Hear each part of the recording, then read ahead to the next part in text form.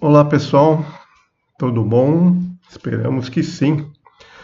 Vamos lá, mais um vídeo dos nossos estudos. Esse vídeo hoje é estudo do Livro dos Espíritos, ou perdão, do Livro dos Médiuns, dando continuidade ao estudo do Livro dos Médiuns. Nós estamos na segunda parte do Livro dos Médiuns, né? O título é Manifestações Espíritas. E hoje nós vamos falar dos capítulos 2, 3 e 4. Ah, por que tanto capítulos, senhor Antônio? Porque eles formam uma sequência, né? É uma sequência progressiva, né? O capítulo 2 ele vai descrever os efeitos observáveis, os efeitos físicos, né? Como o movimento de mesas. O 3 vai avançar um pouco mais e vai demonstrar que havia aí uma natureza inteligente por trás desses fenômenos. E no 4, ele vai dar a explicação teórica de como funciona isso, como é que esses efeitos, perdão, se produzem. Então vamos lá, iniciando aqui o nosso estudo. Aí nós vamos começar pelos efeitos físicos, né? A definição de que são manifestações físicas. São aquelas que se produzem, né, efeitos sensíveis, como ruídos, pancadas, movimentos de objetos, deslocamento de objetos, tudo isso são manifestações físicas. Qual que é a natureza destes fenômenos? Né? Eles podem ocorrer de forma espontânea, né, sem a vontade de qualquer pessoa, né, ou podem ser provocados. E nós vamos falar dos efeitos provocados. E vamos começando a falar pelas famosas mesas girantes. Por que pelas mesas girantes? Porque foi o fenômeno. Mesas. Por quê? Os fenômenos físicos começaram em meados do século XIX. Começaram lá pelos Estados Unidos, aí isso se espalhou, foi para a Europa, né, o centro do mundo na época, né? E na França, principalmente, isso se espalhou pelos salões, né, da alta sociedade, da aristocracia, que se reunia, né, para ver as mesinhas dançando, né, se movimentando. Né, isso ficou muito popular na época. Então, esse movimento circular. E por que das mesinhas? Porque era um objeto mais comum que existiam, né, em todas as casas, todos os lugares, de todos os tamanhos, né? E aí era o objeto mais à mão, né? E que chama realmente atenção. Já pensou uma mesinha, né, de centro, começar a bailar, né, se movimentar, girar, subir, descer, ficava num pé. Então, o movimento circular das mesas foi um dos primeiros efeitos a chamar a atenção, se espalhando por várias partes aí do mundo, né? E que acabou dando nome a esse tipo de fenômenos, né? Das mesas falantes ou das mesas girantes, das mesas dançantes, né? Mas isso lá em meados do século XIX, né? 1800 e alguma coisa, 1850, 50 e pouco. Mas esses fenômenos não eram tão assim para a época modernos, né? Estavam acontecendo naquele momento, não. Né? A gente vai ver lá que Kardec coloca que essas manifestações semelhantes já eram conhecidas em épocas anteriores, épocas antigas. E ele menciona a Tertuliano, que faz uma descrição sobre o movimento de mesas. Né? E Tertuliano, quem foi Tertuliano? Ele foi um teólogo, um escritor e teólogo cristão, do século II, final do século II, início do século III. Então, bem anterior, nós estamos falando de século XIX, né? Surgimento do espiritismo moderno, século XIX. Por que se chama espiritismo moderno? Porque o espiritismo, no sentido como um fenômeno natural, como Kardec já explicou, se é natural, ele deve existir de todos os tempos. E existia esses fenômenos de movimentos, objetos, de movimento de objetos. Está descrito, como ele coloca aqui, em épocas bem anteriores, até anteriores ao século II. Nós vamos ver. Ah, mas aí, porque ele se populariza no século XIX, até pelos meios de comunicação muito mais avançados, aí, telégrafo na época, e isso se espalha, esses fenômenos, e há notícias de várias partes, né? E a gente tem essas notícias desses fenômenos acontecendo em várias partes do mundo. E isso marca o início aí depois, como a gente vai ver daqui a pouquinho. Aliás, já vamos ver já, né? Isso era motivo lá de curiosidade, de diversão, e se ficasse só nisso, é como moda, né? Uma temporada, duas, e aí o pessoal se enjoa e vai buscar outra coisa para se divertir. Que na realidade a maioria das pessoas usava isso como diversão. Ninguém explicava muito bem, ninguém entendia, né? Mas aí isso começou a chamar a atenção de pessoas, de estudiosos, né? Mas por quê? O que que acontece, né? E passava na cabeça das pessoas várias explicações, né? Por que que às vezes gerava, influenciado por um fluido invisível que a gente não conhece, um fluido elétrico, por exemplo, que estava se desenvolvendo a ciência nessa época, né? O fluido elétrico, um fluido magnético, se falava muito de magnetismo na época, né, que influencia, provoca o movimento desses objetos, né, dessas mesas. Então, pessoas sérias começaram a se interessar em investigar. Né, aí já não era mais ponto de diversão. Né, por isso que é o pontapé inicial dessa, né, aguça curiosidade, pessoas, né, ah, que não estão lá só por diversão, querem começar a tentar explicar por que que acontece isso. E o ponto mais importante, né, ah,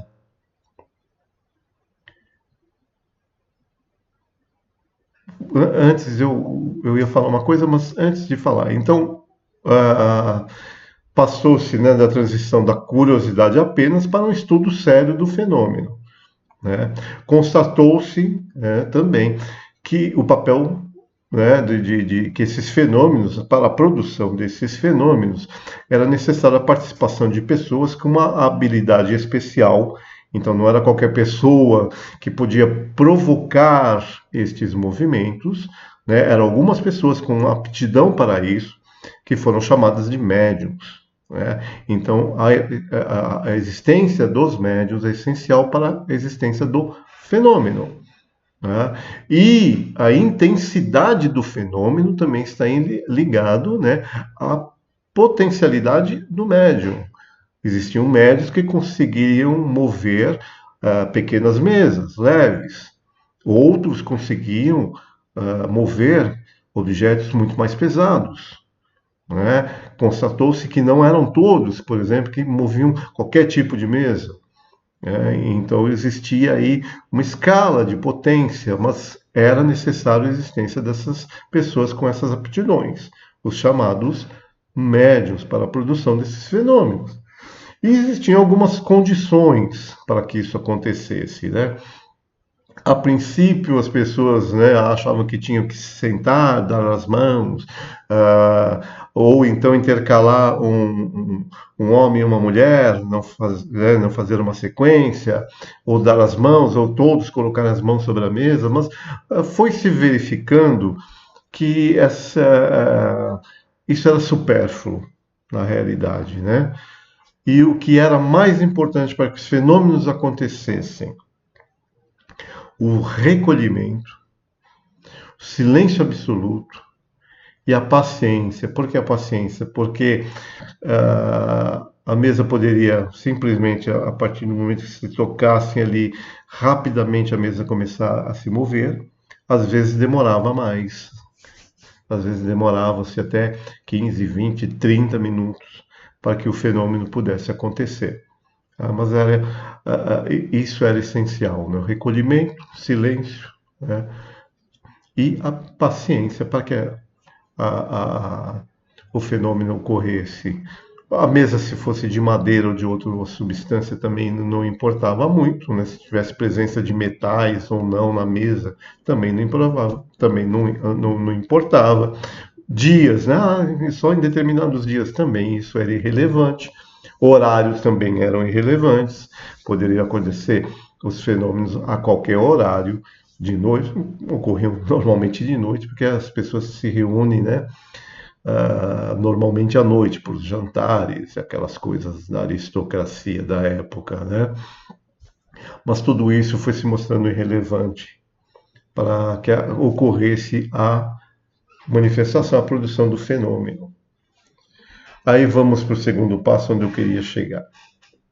Se fosse só os movimentos, os ruídos, elas, como já se aventava, poderia ser atribuído isso a qualquer fenômeno físico, né? Um fenômeno elétrico, um fenômeno magnético, né?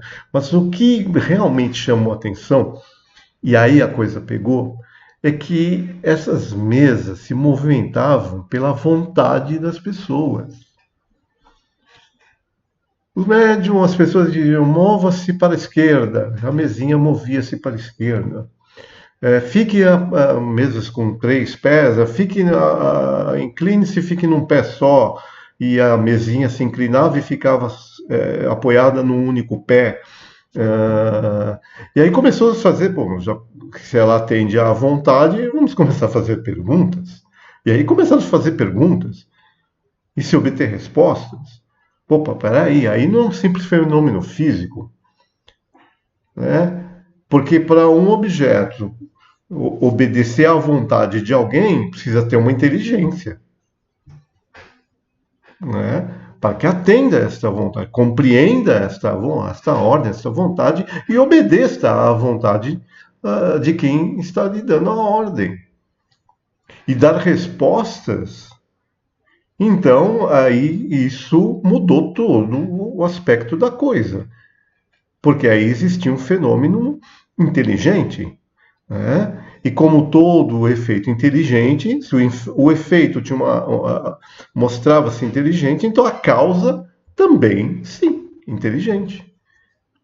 E aí começou a se procurar as causas, né? O que provocava. E começou-se com as perguntas. E aí vem todo um desenvolvimento, né, da comunicação inteligente. Então, a partir só da observação fenomênica, não era fenômeno, era simplesmente físico, mas aí se percebeu que existia, né, um efeito inteligente acompanhando esses movimentos físicos. E aí começou-se a comunicação com os objetos, vamos dizer assim, com as mesas. Por isso chamavam-se também mesas falantes, né? E aí nós vamos lá. Começou com a tipologia. O que é tipologia? Pancada. Tipologia são pancadas. Então, o início se deu com respostas como sim e não. Uma pancada para sim, 2 pancadas para não. E aí, mas isso só atende a respostas simples, né? Perguntas simples, para ter respostas simples como um sim ou não. É um meio de comunicação bem rudimentar. Aí passou-se para as pancadas, né, alfabéticas, no sentido, vamos colocar aqui, estabelecer um alfabeto, vamos estabelecer um número de pancadas para cada letra. E isso foi feito, né, evoluiu para esse sistema, onde as letras eram indicadas por pancadas. Aí se permitiu a formação de palavras e de frases. Era demorado, né, mas se obteve muitas comunicações dessa forma. Aí foi-se para métodos mais rápidos, com o uso de alfabetos e números com indicação por pancadas, né? Isso foi se desenvolvendo, foi se aprimorando. Aí partiu-se para a escrita, descobriu-se que você podia substituir a mesa por uma mesinha pequena, ou por uma prancheta, ou por uma cesta, né? Amarrava-se um lápis nessa cesta. A cesta ficou muito famosa. E impunha-se as mãos, né, na cesta e ela começava a se movimentar e escrevia. né, o lápis, a cesta, a prancheta, o que seja, se movimentava, o lápis amarrado, e isso escrevia. Então, a psicografia, a escrita, começou desta forma, a psicografia, com a cestinha, né? Mas aí descobriu-se, né, que esses instrumentos eles atuavam como mãos, né? Você prendia ali o lápis. Bom, então vamos tentar o seguinte. Descobriu-se, né, que você podia substituir tudo isso pela mão do médium. Sempre existiu a necessidade do médium. Então pega-se, o médium pega o lápis e observou-se que a mão do médium, sem consciência, sem a sua vontade, se movimentava e escrevia. Aí a coisa pegou de vez, né? É o meio mais simples, né? A forma mais cômoda para as comunicações e comunicações extensas. Então aí sim você poderia elaborar perguntas e obter respostas muito mais completas, de forma rápida, através da escrita. Então a psicografia foi aí de fundamental importância e a gente observa, lendo a revista Espírita, que todo o trabalho de Kardec se deu aí através da psicografia, basicamente. Se usava muito os médicos psicógrafos para você obter essas respostas. E era importante, né? Porque você tinha uma documentação, você tinha um documento, né? A página ali respondida pelo espírito se tornava um documento físico, né? Até de comprobatório daquelas mensagens. E aí a gente observa aí a par, por isso que a gente fala que aí é o princípio, surgimento do espiritismo moderno, porque através destas comunicações começou-se a se estudar o fenômeno, a entender o fenômeno, e aí a própria causa do fenômeno, né, que dava as respostas, a causa inteligente, né, que dava as respostas, eles próprios se autodeclararam, né, como espíritos, ou seja, eram a alma dos encarnados, né, dos desencarnados, das pessoas vivas desencarnadas. A alma dessas pessoas é que se manifestava através desses fenômenos, né? E se auto-intitularam como espíritos. Então, a própria causa se identifica, né? E a partir daí a gente tem todo o desenvolvimento.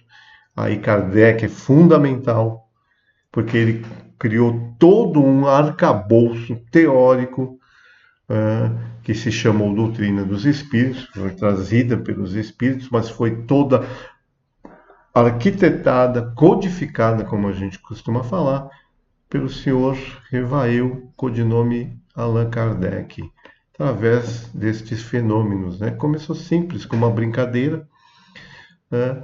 E aí partiu-se para uma coisa absolutamente fundamental, com causa, com um efeito importante para a humanidade, que é o conhecimento do mundo espiritual e que traz uma transformação para as pessoas.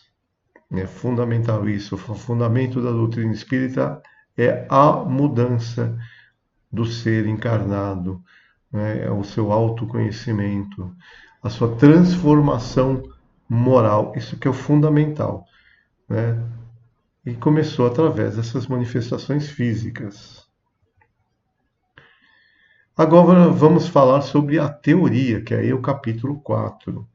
Nós falamos do capítulo 2, capítulo 3, que foi a partir do momento que se descobre, né, as comunicações inteligentes, e aí como isso acontece. Então, no começo, as pessoas achavam lá que poderia existir um fluido que é desconhecido, invisível, que movimentava a mesa. Se chegou mesmo a se aventar que existiam muitas, já na época, materializações de mãos, mãos se materializavam, tocavam objetos, tocavam instrumentos musicais. Se imaginou que, de alguma forma, mãos invisíveis, os espíritos pegavam o objeto e movimentavam o objeto com as próprias mãos. Kardec chegou a aventar esta possibilidade, pensava nessa possibilidade. É interessante o desenvolvimento. Peço que vocês leiam aí o capítulo 4, que começa o questionamento com o espírito de São Luís. E aí o espírito mesmo diz: ó, não vamos, não é a resposta que você espera. Né? Kardec não esperava essa resposta, que o fenômeno se dava desta forma. Então vamos começar lá. Como que acontece este movimento? Aí os espíritos pegam as mesas, pegam os objetos e se movimentam os objetos, como a gente faz. Né? Se eu quero levantar uma mesa, eu vou lá, pego a mesa, levanto a mesa com as minhas mãos, com a minha vontade, com as minhas mãos. Né? São as ferramentas da minha vontade. Será que é assim que o espírito age? A teoria espírita. Né? A explicação fornecida pelos espíritos divergiu da hipótese humana, né? A hipótese que Kardec tinha aventado. Aí é fundamental o conhecimento do fluido universal, que nós já falamos aqui várias vezes, que é o agente principal dessas manifestações. E vamos lembrando, o fluido cósmico universal é o elemento primitivo universal. Está na base da formação de toda a matéria. Ele é matéria, mas é uma matéria quintessenciada, desconhecida para nós, extremamente quintessenciada, né? E através das suas modificações, ele transforma-se em outros fluidos, em outras substâncias materiais, inclusive a nossa matéria, tem na sua base o fluido cósmico universal. Aí entra também a vontade do espírito, porque através da sua vontade, da vontade do espírito, do seu pensamento, da sua vontade, ele manipula os fluidos, este fluido cósmico universal. Tá? Nós, através da nossa vontade, nós usamos nosso corpo, né? Como a gente falou, eu quero levantar a mesa, eu tenho vontade de chegar e pegar um objeto e movê-lo. Eu uso a minha mão para isso. Né? Nós usamos as mãos. Ela é a ferramenta da minha vontade. A vontade é um atributo meu, do espírito, né? Não da minha mão. Minha mão não vai fazer nada se eu não tiver a vontade de fazer. É assim que acontece. Os espíritos, através do pensamento da sua vontade, eles impulsionam o fluido cósmico universal e manipulam estes fluidos. Então a vontade é atributo do espírito e ele usa o fluido para agir sobre a matéria, porque ele não tem matéria.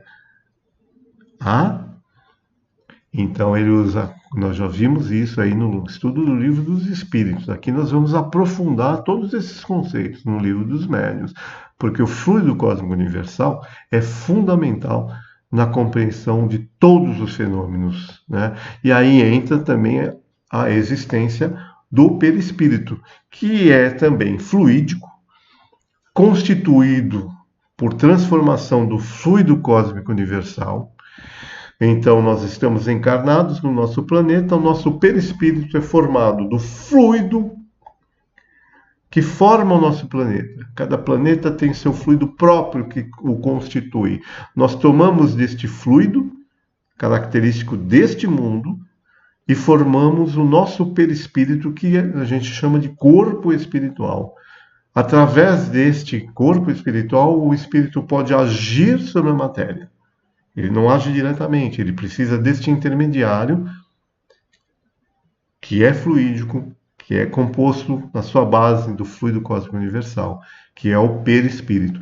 O perispírito é o invólucro semimaterial do espírito, que dá forma ao espírito. Nós já estudamos isso. Tá? E ele é fundamental né, através das propriedades semimateriais do perispírito, é que o espírito pode agir mecanicamente sobre a matéria, movendo os objetos, né? O perispírito, parte integrante do espírito. E aí o papel do médium.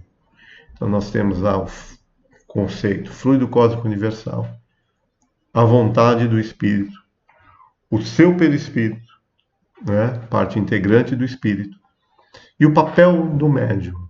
Nas manifestações físicas, né, provocadas, o médium contribui com o seu fluido animalizado, ou seja, o seu fluido de encarnado. O médium está encarnado. Ele também possui um perispírito, mas ele está encarnado. Tá? Então, ele emana do seu corpo físico, do seu perispírito, né, fluidos que são muito mais densos, vamos dizer assim, muito mais densos, né, muito mais próximos à matéria do objeto, que vão se combinar com o fluido do espírito. E estes fluidos combinados vão impregnar o objeto e vão dar vida ao objeto. Oh, seu Antônio, como é que é? A mesinha adquire vida? Pode-se dizer que sim. Ela se movimenta porque ela está animada de uma vida fictícia. Ela não está viva propriamente, porque ela não tem o fluido animal, o fluido vital. Lembra-se o que determina a vida? O fluido vital? Não. Mas ela está impregnada da combinação dos fluidos do médium e do espírito, que vão animar a mesa ou qualquer objeto de uma vida fictícia. E aí, pela vontade, o espírito pode agir, transmitindo a sua vontade aquele fluido para que ele se movimente. Então a mesa, o fluido, pela minha vontade, quero que a mesa se erga até o teto. Ela se erguerá até o teto, aparentemente transgredindo a lei da gravitação. É assim que acontece. O espírito não toca a mesa propriamente dita. Ele não tem mãos, não é? Nem mãos invisíveis que vão pegar a mesa. Não. Ele vai agir pela vontade no fluido que está impregnando aquela mesa. É assim que os fenômenos físicos acontecem. Aí, a partir daí, ele pode mover a mesa, erguer a mesa, ficar num pé e provocar ruídos que aconteciam, né? A mesa, você ouvia ruídos que vinham da mesa, ruídos como estalos, até música, né? Como som de tambores, imitava som de tambores.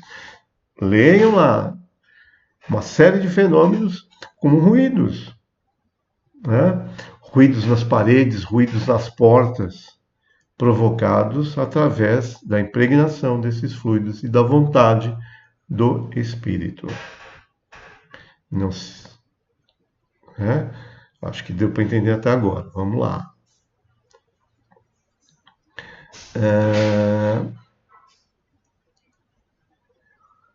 Tudo isso não tem nada, vamos deixar bem claro, de sobrenatural. São fenômenos são fenômenos naturais. É a manipulação dos fluidos através da vontade.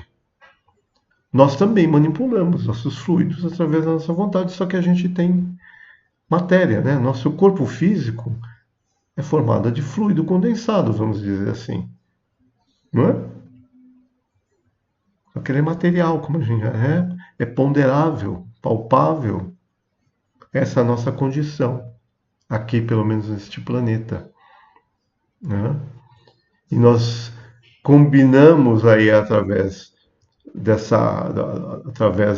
como médium que tem a capacidade de expandir, né, os seus fluidos para que possam se combinar com os fluidos do espírito e provocar esses fenômenos. Aí é importante, nós falamos lá atrás, né, a potência mediúnica.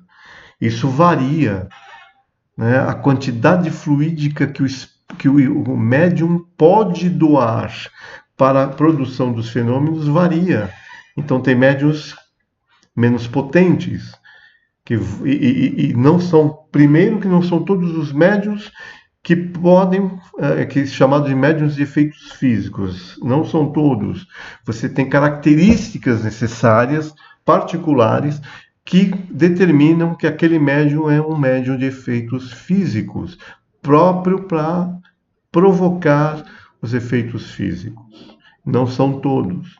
E mesmo nos médiums, né, de efeitos físicos, a sua potência mediúnica, capacidade de doação desses fluidos varia. Então ele pode ser um médium que pode conseguir mover objetos pequenos, porque a sua potência mediúnica é limitada, até médios que conseguiam, como Kardec relata, levantar mesa de centenas de quilos. Um dos médiuns que ele cita é Mr. Home, ele era inglês, ele era um médium de efeitos físicos poderosíssimo. E os efeitos que ele provocava eram os efeitos de levitação, levitar mesas de todos os pesos. E uma das realizações, né, que mais chamavam a atenção, que ele fazia muito, era sentar-se numa poltrona. Ele, como médium, sentava-se na poltrona. Essa poltrona se erguia com ele sentado na poltrona e pairava sobre as pessoas presentes. Isso foi observado pelo próprio Kardec. Na Revista Espírita ele relata essas experiências, né? Ele teve contato com este médium e ele foi testemunha, né? Testemunha ocular desses fenômenos. Chegou-se mesmo a ter relatos dele sair de um cômodo pela janela e entrar volta ao cômodo por uma outra janela, sentado num sofá. Hoje a gente ouve essas coisas e parece absurdas, né? Você está de brincadeira. Mas aconteciam, estão lá relatados por pessoas sérias, idôneas, né, que relatam isso. Ele foi estudado pelo Sir William Crookes, se não me engano, que o acompanhou por muito tempo. E relatou todos esses fenômenos e tinha todos aí os cuidados para se evitar fraudes, mas convenhamos, né?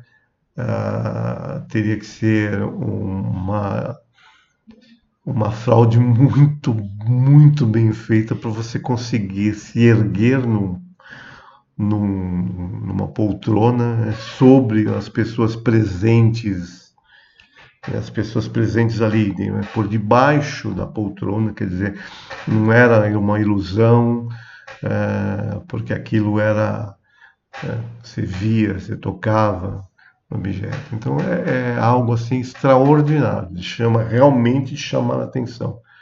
Realmente chamar a atenção. Então foram épocas de fenômenos interessantíssimos, né? Que eram provocados realmente pelos espíritos para dar uma chacoalhada geral, né? Na época. E era uma época de grandes avanços científicos, de grandes descobertas. Existiam aí vários cientistas se colocaram no estudo desses fenômenos. Tá? Muitos não se tornaram espíritas, mas estudaram a fundo os fenômenos e os comprovaram. Né? Com o tempo foram tidos como loucos, mas eram cientistas ganhadores de Nobel. Né? Ficar louco? Brincadeira, né? E vamos lá. Então, este é o mecanismo, né, do fenômeno. Mas e aí? Então tem a participação dos espíritos. E aí a gente faz uma pergunta. Que tipo de espíritos se envolvem nestes fenômenos, de efeitos físicos? Os espíritos respondem, né, que os espíritos que produzem manifestações físicas, no geral, são espíritos inferiores, ainda presos às influências materiais. Eles relatam que os espíritos superiores não costumam realizar diretamente esses fenômenos, mas se utilizam dos espíritos inferiores para tal. A explicação para isso é que os espíritos superiores, quanto mais a gente aprendeu isso, quanto mais o espírito se eleva, né, na escala espírita, né, de espíritos inferiores para espíritos puros, o seu perispírito vai se, como se dizer, vai se depurando, se tornando mais, vamos dizer assim, refinado, menos denso, vamos dizer assim, né? Menos denso. Então, quanto maior a elevação do espírito, menos propício vai ser a manipulação destes fluidos que são mais etéreos para envolver os objetos que são materiais. Então, por uma questão de similitude, a gente entende isso, né? Quais os fluidos que podem, né, ser mais próprios para agir sobre um objeto físico, um objeto material, que aí a condensação, vamos dizer assim, máxima do fluido cósmico universal seria, né, a matéria densa. Então, qual o fluido? O fluido dos espíritos inferiores que ainda são densos, muito próximos e similares à matéria física, propriamente dita. Então, os espíritos inferiores são mais próprios para que essa similitude, porque tem que haver uma conjunção desses fluidos, uma combinação desses fluidos. Então, quanto mais próximos, maior a intensidade e o fenômeno se produz com maior intensidade. Tá? Por isso que não são todos os médiuns, são alguns médiuns que são propícios porque tem que emanar esses fluidos de uma forma mais intensa. E o fluido espiritual, quanto mais denso, mais próximo da matéria, vai haver uma combinação mais perfeita. Então, quando o espírito superior, primeiro, né, que os espíritos superiores vão ficar se dando a dar batidas, né, fazer mesas girarem e tudo mais. Mas eles coordenavam tudo isso. Tá? Kardec dá um exemplo de uma pessoa, né, com um corpo débil, né, que tenha que carregar algo pesado, ela contrata um carregador. Uma pessoa que tenha a constituição própria, forte, física, robusta, que vai conseguir carregar aquele peso. É uma similitude, né? Uma comparação. O espírito, né? Mais, vamos dizer assim, mais etéreo, eterizado, né? Toma de um espírito como um seu subordinado para que produza, através da sua vontade, aquele determinado fenômeno, se assim ele o deseja, para chamar a atenção, né, ou ao propósito que esse espírito mais elevado deseja. Então ele se utiliza desses espíritos inferiores. Por isso que a gente fala, tomem cuidado com as brincadeiras da Ouija, né, aquele tabuleiro lá que se move, né, com o que tem o alfabeto, né, com o copinho, né, porque os espíritos que podem acontecer os fenômenos, né, se tiver ali pessoas dotadas dessa característica mediúnica, o efeito se produz. Eu evoco lá, eu quero que o espírito tal, ou né, os espíritos, é brincadeira que o pessoal faz, né? Aí o copo começa a se movimentar, o espírito está se havendo ali um fenômeno físico, de manifestação física, sim. E qual o espírito que está ali? São espíritos inferiores. né? Que vêm e atendem de bom grado, às vezes para zombar, né? E pode se agradar ali das pessoas, pai, não, vou acompanhar ele aqui, gostei, o pessoal aqui é bacana, e começa a acompanhar e perturbar, né? Temos aí um processo de obsessão simples, como a gente já viu, né? Por isso que a gente alerta, não vá com propósitos, né, de supérfluos, né, que você o encontra, né? Por isso que está lá nas recomendações, lá, como ele coloca aqui, que a gente tinha lido, né, as condições que ele coloca para os fenômenos, né, o recolhimento, silêncio, né, para que isso seja dirigido de uma forma séria. Só por brincadeira, você vai atrair espíritos que estão ali para brincadeira. Simplesmente assim. Nós vamos ver bastante isso aí no decorrer aí do estudo do livro dos médiuns.